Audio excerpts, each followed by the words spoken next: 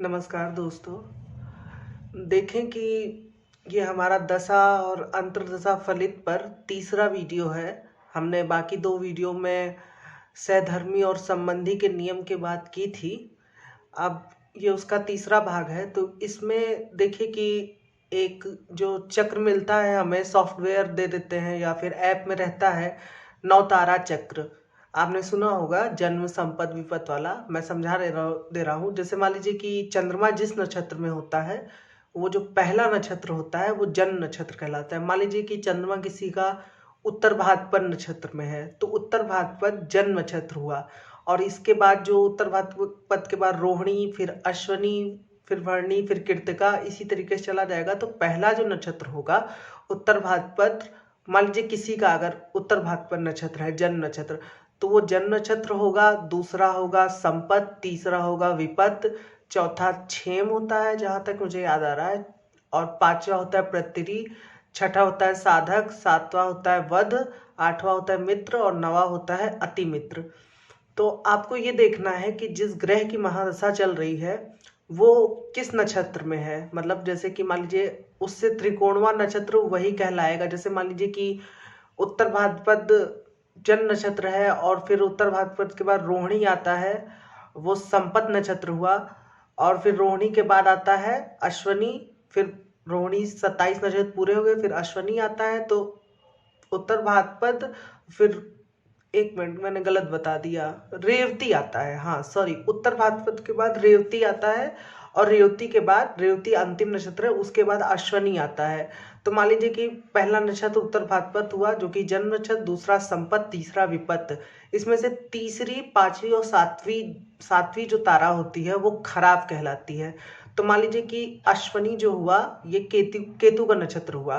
तो जिस भी जातक की पत्रिका है, अगर कोई भी ग्रह अगर केतु के नक्षत्र में बैठा होगा तो वो जो होगा वो विपत तारे में होगा। जन्म संपद विपत, केतु का नक्षत्र चूंकि तीसरी तारा में पड़ा, तो केतु के जो भी मगहा और मूल जो बाकी दो नक्षत्र हैं उनसे त्रिकोण में, वो भी विपत तारे में ही आएंगे।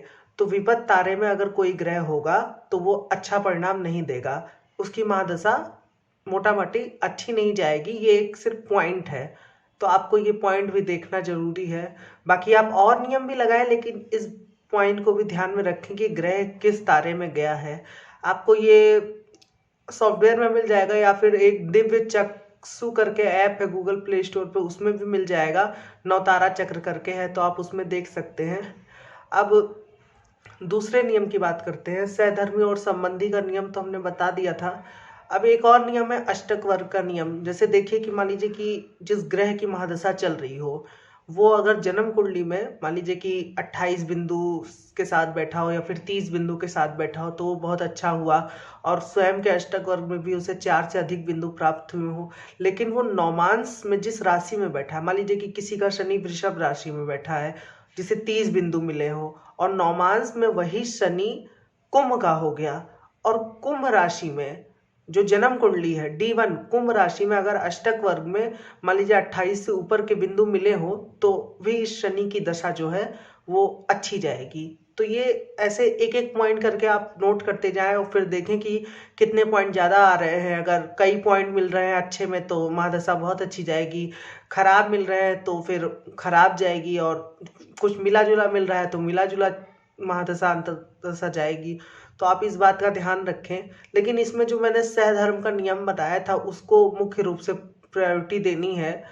अब देखिए कि इसमें एक और नियम आता है कि ग्रह जिनके नक्षत्र में बैठा होता है उनके भी फल देता है। तो मान लीजिए कि जैसे शनि है, मान लीजिए किसी का वृश्चिक लग्न है और शनि वृषभ राशि में बैठा है और वो सूर्य के नक्षत्र में बैठा है, कृतिका नक्षत्र में सूर्य के नक्षत्र में बैठा है। तो चूंकि वृश्चिक राशि में सूर्य दशमेश भी होता है, इसलिए शनि कार्यक्षेत्र से भी संबंधित फल अपनी दशा अंतर्दशा में दे सकता है। और सूर्य की स्थिति कैसी ये भी देखनी जरूरी है। ऐसे मान लीजिए कि कोई ग्रह अष्टमेश के नक्षत्र में बैठा है तो वो थोड़ा सा पीड़ादायक और पापी भी बनता है। लेकिन इसमें आपको अष्टमेश की स्थिति भी देखने की जरूरत है, क्योंकि भावेश से ज्यादा जो ग्रह जहां बैठा होता है, जैसे वृश्चिक लग्न में मैंने बताया सूर्य जहां बैठा होगा उस हिसाब से शनि ज्यादा फल करेगा। जैसे मान लीजिए कि सूर्य आपका छठे भाव में बैठा है तो शनि की दशा में कॉम्पिटिटिव एग्जाम में अच्छी सफलता मिल सकती है, जो प्रतियोगिताएं होती हैं, क्योंकि शनि सूर्य के नक्षत्र में है और सूर्य छठे भाव में बैठा है। तो इस बात को ध्यान रखिए कि ग्रह इस तरह से भी फल देते हैं। अब इसमें कुछ और नियम भी हैं, जैसे मान लीजिए कि कोई ग्रह है, जैसे मान लीजिए कि चंद्रमा मीन राशि में बैठा है, ठीक, किसी का मीन राशि में उत्तर भाद्रपद नक्षत्र में बैठा है, तो फिर वो उत्तर भाद्रपद नक्षत्र का स्वामी हो जाएगा शनि और मीन राशि का स्वामी हो जाएगा गुरु। तो अब मान लीजिए किसी की चंद्रमा की दशा चल रही हो, तो इसमें ये देखिए कि गुरु और शनि की आपस में स्थिति कैसे है। जैसे मान लीजिए कि अगर उनकी आपस में स्थिति 6-8 ना हो, जैसे आपस में ग्रह छठे और आठवें ना बैठे हों तो वो अच्छी दशा जाएगी।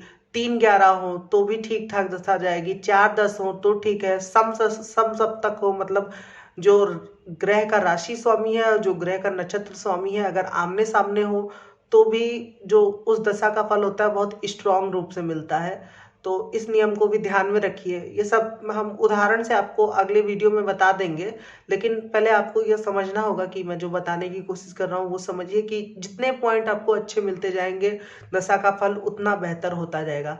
अब देखिए कि कुछ अपवाद हैं, जैसे कुछ अपवादिक रूप से भी कभी कभी हो जाता है। जैसे मान लीजिए कि मान लीजिए आपकी अष्टमेश की दशा चल रही है, लेकिन यही अष्टमेश नवमेश के साथ बैठा है, तो और क्लोज कंजक्शन है, तो कभी कभी ऐसा होता है कि अष्टमेश की दशा में नवमेश के फल मिलने लगते हैं, क्योंकि वो युति कर रहा है उस ग्रह से।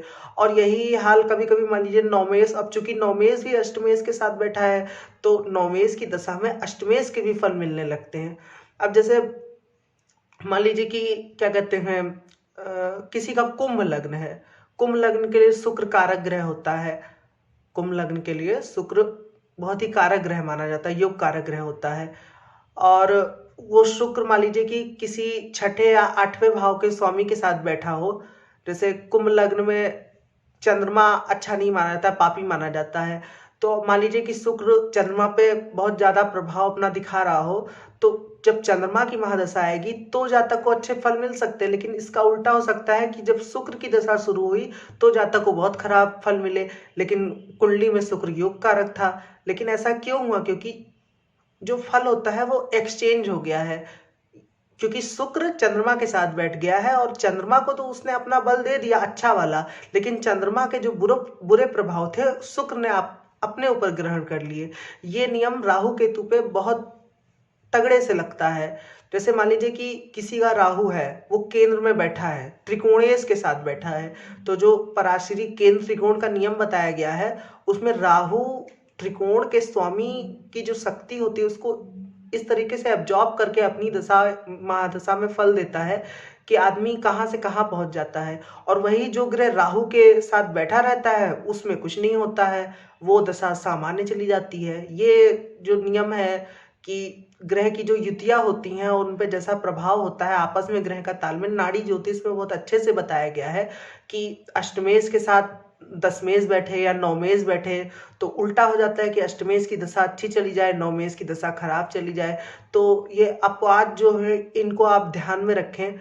और जैसे मैंने राहु केतु के बारे में बताया कि राहु और केतु मान लीजिए जैसे अकेले होंगे तो राशि भी देखिए, राशि का बहुत महत्व है। जैसे राहु मिथुन तुला कुंभ राशि में अच्छा फल देता है, केतु अग्नि तत्व राशि में अच्छा फल देता है। केतु हालांकि जल तत्व में भी अच्छा फल देता है, लेकिन इसका आपको ध्यान रखना चाहिए कि डिस्पोजिटर कहाँ बैठा है, जो भावेश बनता है जिस ग्रह की दशा चल रही है, और ग्रह से जिस ग्रह की दशा चल रही है उससे अंतर्दशा नाथ का संबंध कैसा है। मान लीजिए कि शनि में गुरु की दशा चल रही है, तो किसी के भी शनि में गुरु की दशा चल रही है तो शनि से गुरु कहाँ बैठा है, इस बात का भी आपको विचार करना चाहिए।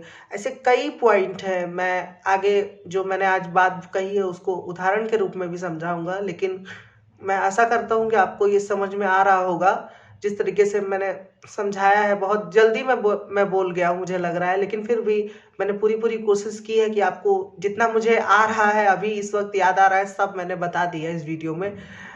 आप अगर इस वीडियो को आपको अच्छा लग रहा हो तो आप इसे लाइक जरूर करें और हमारे चैनल को सब्सक्राइब करें। धन्यवाद।